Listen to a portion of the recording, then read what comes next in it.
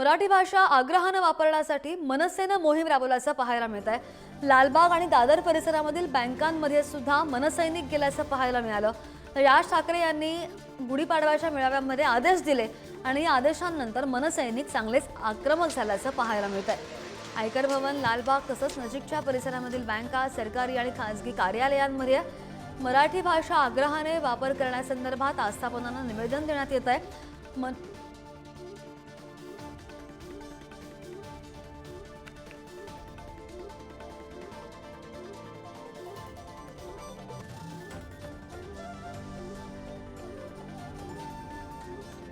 त्यामुळे मराठी भाषा आग्रहाने वापरण्यासाठी मनसेनं ही मोहीम राबवल्याचं पाहायला मिळत आहे। दादर, लालबाग परिसरामधील बँकांमध्ये मनसेनं ही मोहीम राबवलेली आहे।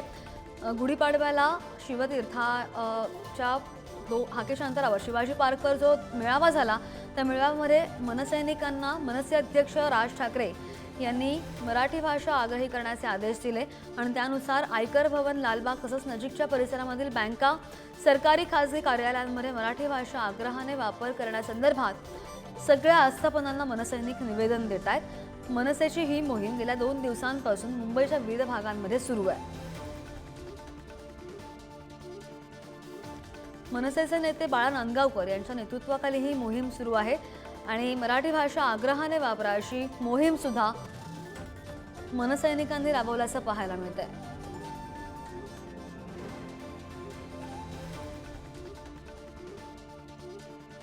आणि या संदर्भात अधिकची माहितीवर आमचे प्रतिनिधी श्रेयस सावंत आपल्या सोबत आहेत। श्रेयस, आपण पाहिलं की गुढीपाडव्याच्या मेळाव्याला जेव्हा मनसे अध्यक्ष राज ठाकरे यांनी त्यांच्या पदाधिकाऱ्यांना मनसैनिकांना आदेश दिले आणि त्यानंतर मनसैनिक बरेच आक्रमक होत असताना किंवा बरेच सक्रिय झाल्याचं पाहायला मिळतंय। कोणकोणत्या भागामध्ये मनसैनिक फिरतात आणि आस्थापनांना निवेदन देत आहेत, काय नेमकं लिहिलं या निवेदनामध्ये?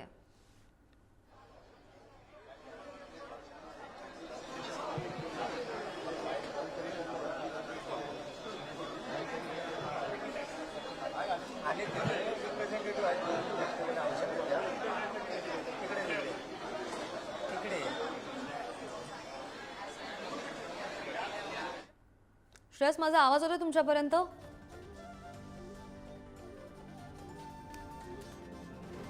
श्रेयसकडे आपण पुन्हा जाण्याचा प्रयत्न करूया। मात्र मराठी भाषा आग्रहानं वापरण्यासाठी मनसेनं ही जी मोहीम राबवलेली आहे आणि राज ठाकरे यांच्या आदेशानंतर मनसैनिक बरेच आक्रमक झालेत। मनसेचे नेते बाळा नांदगावकर यांच्या नेतृत्वाखाली ही मोहीम सुरू आहे।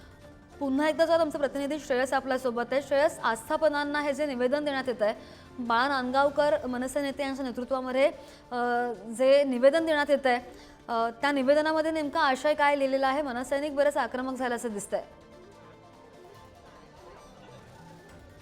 आपण एकंदर पाहिलं तर आपण आता इन्कम टॅक्स ऑफिसमध्ये श्रद्धा होता आणि बघू शकते तर आता हे निवेदन जे आहे ते निवेदन देण्यात येत आहे।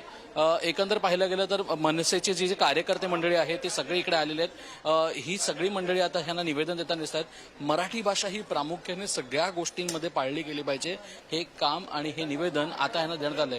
मुळात आपण श्रद्धा बघितलं गेलं तर इन्कम टॅक्स ऑफिस खरं तर ही एक खूप मोठं जागा आहे असं आपण म्हणावं लागेल आणि ती जागा असल्यामुळे कुठे ना कुठे तिकडे जर मराठीचा वापर होत नसेल तर खूप मोठा प्रश्नचिन्ह इकडे प्रत्येक ठिकाणी निर्माण होतो आणि तोच निर्माण होताना आपल्याला दिसून येतोय। एकंदरची गोष्ट आपण पाहिली गेली तर तुम्ही बघू शकता तर आता हे निवेदन आहेत।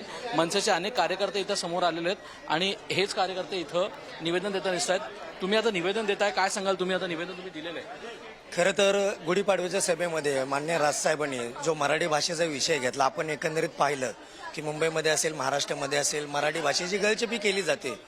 भारताचे पंतप्रधान माननीय नरेंद्र मोदी साहेब यांनी मराठी भाषेला राज्यभाषेचा दर्जा, अभिजात दर्जा दिल्याच्या नंतर महाराष्ट्र या राज्यामध्ये आपली जी भाषा आहे ती आपण कुठेतरी जागृत ठेवण्यासाठी आपण पहिलं आपलं कर्तव्य केले पाहिजे आणि ते कुठेतरी शासकीय कार्यालय असेल, निमशासकीय कार्यालय असेल, बँका असतील, इतर रस्ता असतील, त्याची कुठेतरी पायमल्ली करताना दिसत असताना माननीय राजसाहेबांनी तो आम्हाला पुन्हा एकदा आदेश दिला की आपली मराठी भाषा ही महाराष्ट्रामध्ये टिकली पाहिजे, मुंबईमध्ये राहिली पाहिजे आणि जर भाषा टिकली तर आपला देश टिकेल, आपली ज्या गोष्टी आहेत त्या सर्व गोष्टी टिकल्या जातील। यासाठी आम्ही प्रत्येक कार्यालयामध्ये आज आम्ही पक्षाच्या माध्यमातून निवेदन देत आहोत। त्याच्यासोबत आम्ही महाराष्ट्र शासनाने जो काढलेला GR आहे तो GR सुद्धा त्याच्यासोबत आम्ही आणि एकंदर आपण पाहिलं गेलं GR निघून सुद्धा GR खूप पूर्वीच आहे, निघून सुद्धा जर मराठी भाषा वापरली जात नाहीये तर कुठे ना कुठे नुकसानची गोष्ट आहे। कसं आहे की शासन एखादा ज्यावेळी जी आर काढतं त्यावेळी प्रथम शासनाची जबाबदारी असते की तो जी आरचं कुठेतरी त्या काहीतरी गोष्टी पाळल्या जाव्या, परंतु शासन जी आर काढतं आणि एकंदरीत कागदावरच्या गोष्टी ह्या कागदावरच राहिल्या जातात. त्याच्यामुळे दुर्दैवाने आम्हाला ही गोष्ट अशी महाराष्ट्र नवनिर्माण सेनेला माननीय राजसाहेबांना आदेश द्यावा लागतो आणि त्यानंतर माननीय राजसाहेबांच्या आदेशाने आम्ही हे प्रत्येकाला ह्या गोष्टी कराव्या लागतात. परंतु ही दुर्दैवाची गोष्ट आहे की कुठेतरी महाराष्ट्रामध्ये मराठीची होणारी गलचेपी थांबली पाहिजे. मराठीची होणारी गळचेपी थांबली पाहिजे सध्या असं म्हणणं आपण बघू शकतो. तर इन्कम टॅक्स ऑफिस आहे, हे इन्कम टॅक्स ऑफिस खरं तर लालबागचं इन्कम टॅक्स ऑफिस आहे, जे इन्कम टॅक्स ऑफिस खऱ्या अर्थानं आपण नेहमी बोलतो की सगळ्यात महत्त्वाच्या ऑफिसमधून एक मानलं जातं आणि तिथंच मराठी भाषेचा उल्लेख जर होत नसेल तर कुठे ना कुठे तेच विषय सगळ्यात महत्त्वाचे मानले जातात आणि तोच विषय घेऊन आता महाराष्ट्र निर्माण सेनेचे कार्यकर्ते जे आहेत या परिसरातले ते इथे येत आहेत. कालपासून खरं तर ह्या गोष्टी सुरू आहेत. अनेक बँकांमध्ये ही सगळी लोक गेली आहेत. आता जिकडे सरकारी खरं तर ज्या गोष्टी आहेत, जिकडे सरकार इन्कम टॅक्स असेल, जे केंद्र सरकारकडून हत्यादीत आहे, तिथंच मराठी भाषा जर वापरली गेली नसेल तर हा सगळ्यात मोठा प्रश्नचिन्ह उभा राहतोय आणि त्याच प्रश्नचिन्हावर कुठे ना कुठे ही मंडळी आता प्रश्न उचलत आहेत. त्यासोबत मनसे अध्यक्ष राज ठाकरे यांनी हाती घेतलेली ही मोहीम मनसैनिक प्रत्येक ठिकाणी जाऊन ही मोहीम खऱ्या अर्थानं सगळ्यांच्या हाती येतोय आणि मराठी भाषा जास्तीत जास्त वापरली जाते तिथे निवेदन देताना दिसतोय. श्रद्धा. नाही, बरोबर. आणि मनसैनिक बरेच या प्रकरणामध्ये सक्रिय झाल्याचं दिसतंय. धन्यवाद श्रेयस दिलेल्या सविस्तर माहितीसाठी.